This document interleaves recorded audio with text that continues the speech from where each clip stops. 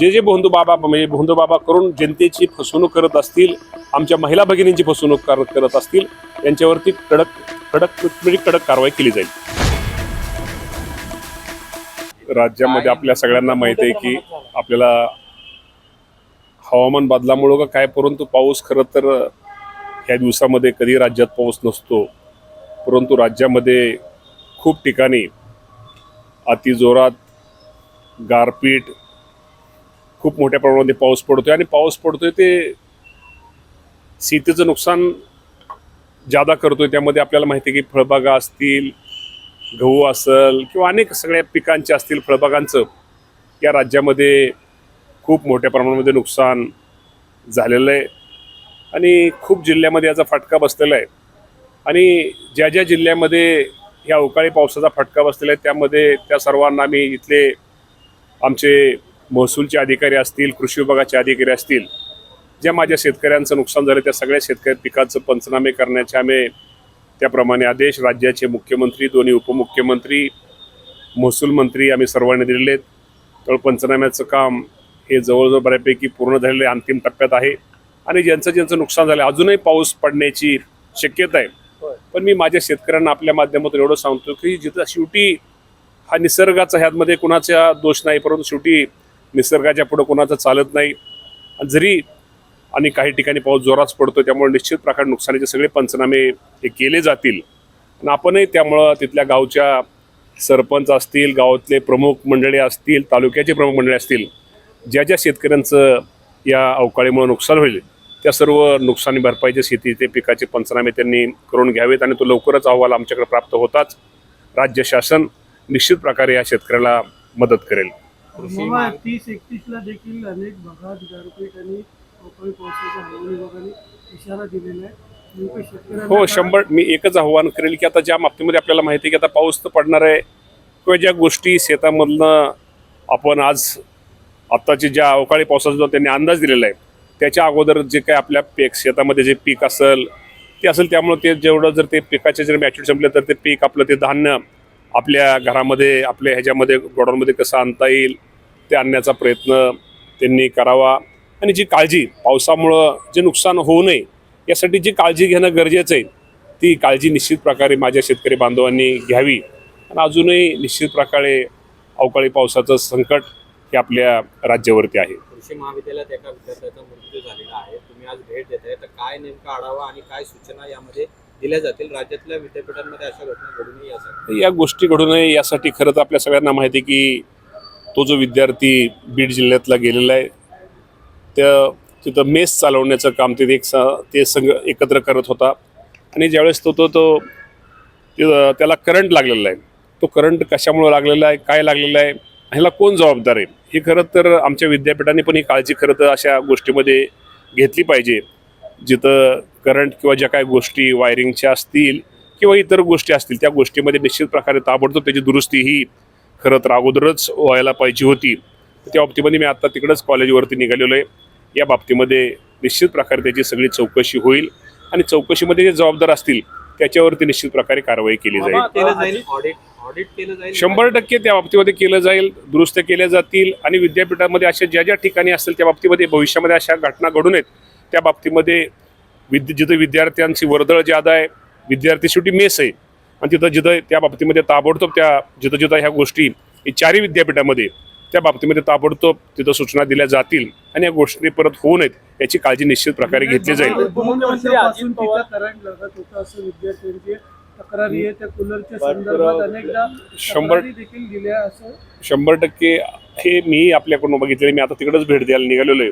पण या बाबतीमध्ये कोण ज्यामध्ये दोषी असेल, कधी तक्रार, ही सगळं मी माहिती जाणून निश्चित प्रकारे जो कोण दोषी असेल त्याला त्याच्या बाबतीमध्ये निश्चित प्रकारे कारवाई केली जाईल. मामा, उपमुख्यमंत्री अजित पवारांना जाऊन आज आपल्यातून 2 महिने झालेले आहेत, मात्र गेल्या 2 महिन्यात तुमच्या पक्षात मोठ्या घडामोडी घडताना दिसत आहेत. एका बाजूला महिला आयोगाच्या अध्यक्ष आणि तुमच्या पक्षाच्या महिला प्रदेशाध्यक्ष यांनी दोन्ही पदांचा राजीनामा दिलेला आहे. काल रात्री उशिरा महिला प्रदेशाध्यक्ष पदाचा राजीनामा दिला आहे. खरं तर हे प्रकरण समोर आलं तेव्हा तुम्ही त्यांची पाठराखण केली होती.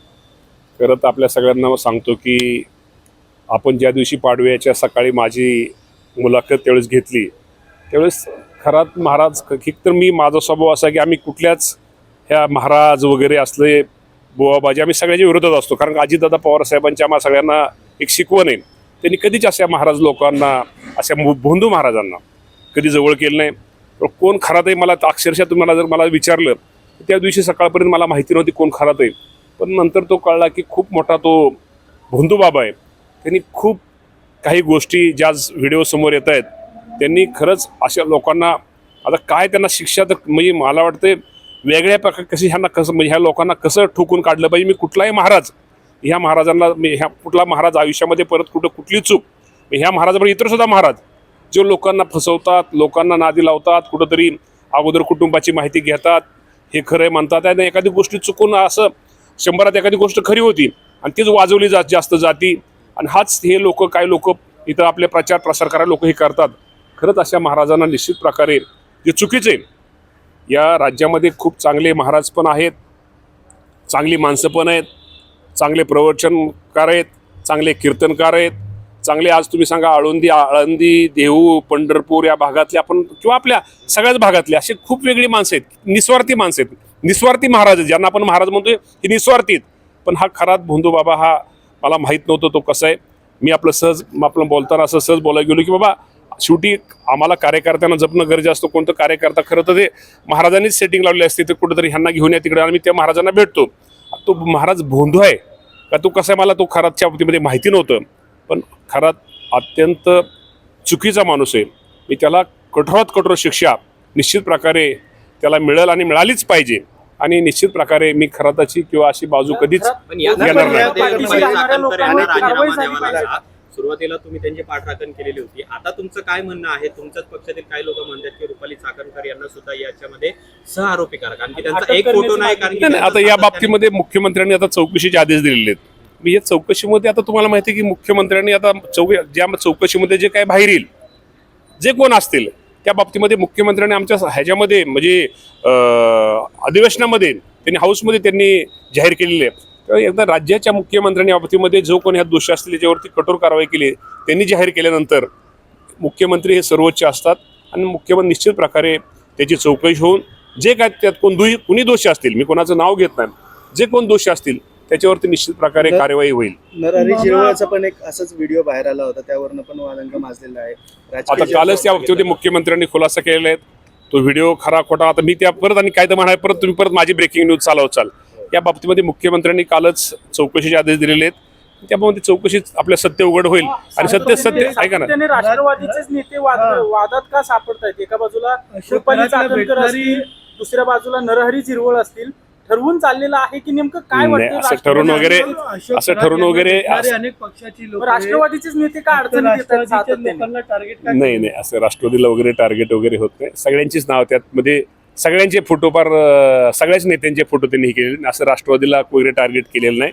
असं म्हणणं पण चुकीचं मला वाटतं. राजकीय दृष्ट्या पहिल्यांदा रुपाली चाकणकर, आता नरहरी झिरवळ, मी एवढंच तुम्हाला सांगतो की राज्याच्या मुख्यमंत्र्यांनी यावरती चौकशी कमिटी बसवली. ह्यात जो कोण दोषी असतील ते व्हिडिओ सगळे चेक केले जातील. आता व्हिडिओ व्हायरल करू नका पण त्यांनी सांगितलेलं आहे. कारण काय असतं की एखाद्या कुटुंब किंवा काही गोष्टीमध्ये त्या गोष्टी काय परत भविष्यामध्ये काय चुकीच्या होऊ नयेत. त्यामुळे निश्चित प्रकारे मुख्यमंत्र्यांनी या दोन्ही गोष्टीच्या बाबतीमध्ये चौकशीचे आदेश दिलेले. त्यामुळे थोडं थांबा, वाट पहा.